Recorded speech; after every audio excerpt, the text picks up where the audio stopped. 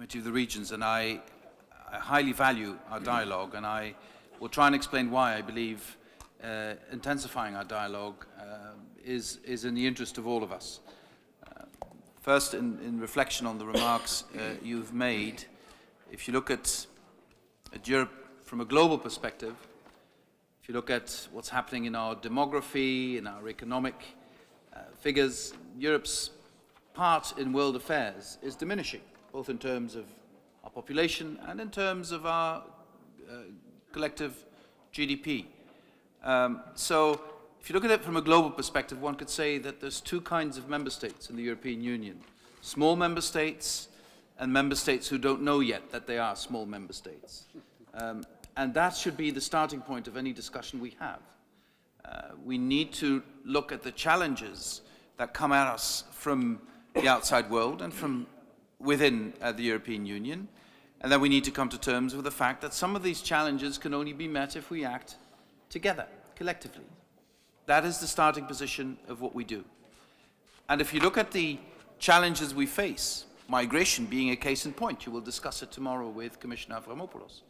Not just migration, just the information society, the need to fight inequality, because I think much of the anger we see in European society is linked with the fact that inequalities, as a consequence of the crises, inequalities have increased in European societies, and people are angry about that.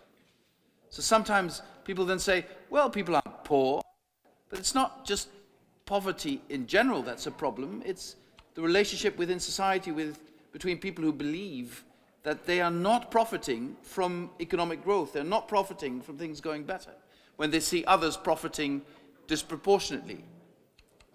And also here, this is a global phenomenon that deserves local answers, regional answers, national answers, and European answers.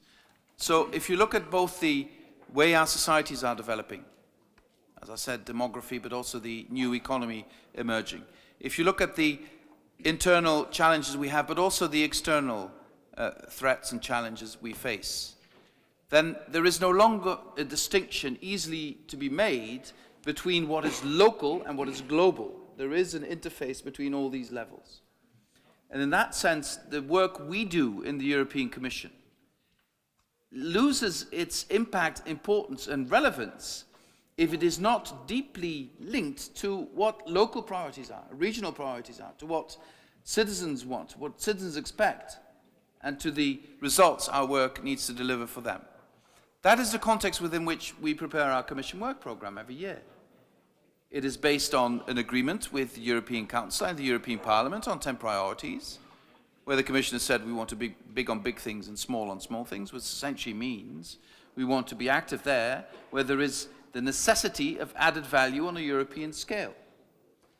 And we want to limit our initiatives to something we can handle in a year's time, so that after a year we could say, okay, we had an X amount of priorities, somewhere in the 20, 23, 24, and we have delivered on these priorities than this year.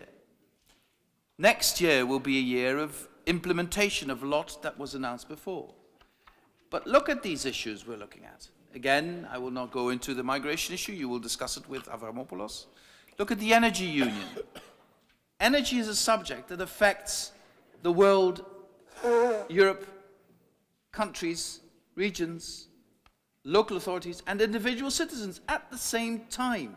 And if you look at the way energy grids are developing, if you look at the way, at the speed with which we are switching to sustainable energy, consumers are becoming producers. The energy mix is changing fundamentally. Individual choice is arguably more important in this area than ever before. And at the same time, we need Europe-wide grids. We need Europe-wide solidarity. We need to be stronger vis-à-vis individual suppliers of fossil fuels and other energy resources. So it's a perfect example of where you see that what is global is European, but also local. And there is not one thing we could do in this area without strong support from local authorities and regional authorities. That is a reason for debate between all of us. The same, I would say, applies to better regulation. Better regulation, who can be against better regulation? I still have to meet the first person arguing for worse regulation, but better regulation as cutting red tape, as making sure that our legislation is fit for purpose, as making sure that we only legiferate there where we need to, as making sure that we reduce the burden, especially on small and medium-sized enterprises and local authorities. That is something that can deliver for our citizens, that can restore some of the credibility the European Union needs to restore. And we've made some very interesting steps forward.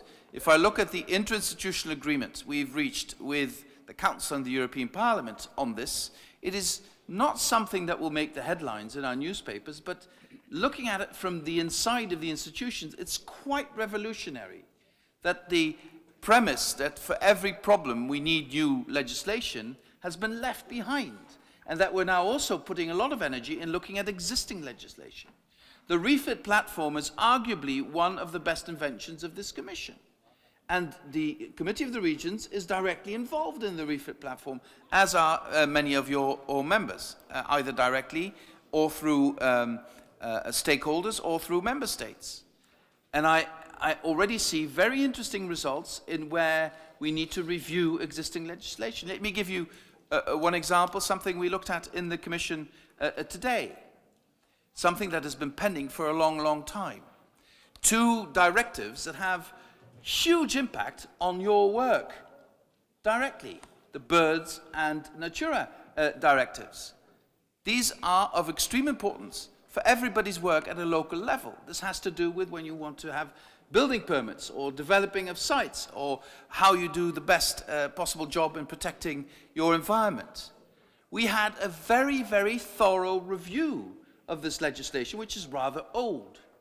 And we came to a very clear conclusion, also thanks to very strong input by stakeholders, outside stakeholders, but also local authorities. Your opinion actually was extremely helpful in all of this. And the conclusion is very clear. There are quite serious implementation problems that need to be fixed. We need to share much more of the positive experience across the European Union, also from local and regional authorities, to do a better job. But there is no need to reopen these directives or to rewrite these directives. They can be, if better implemented, still the basis for our policy in that area. And this is a result of a very clinical analysis through all stakeholders and all people interested. And by the way, more than 500,000 Europeans reacted to that. And most of them, the overwhelming majority, urging us not to change these directives.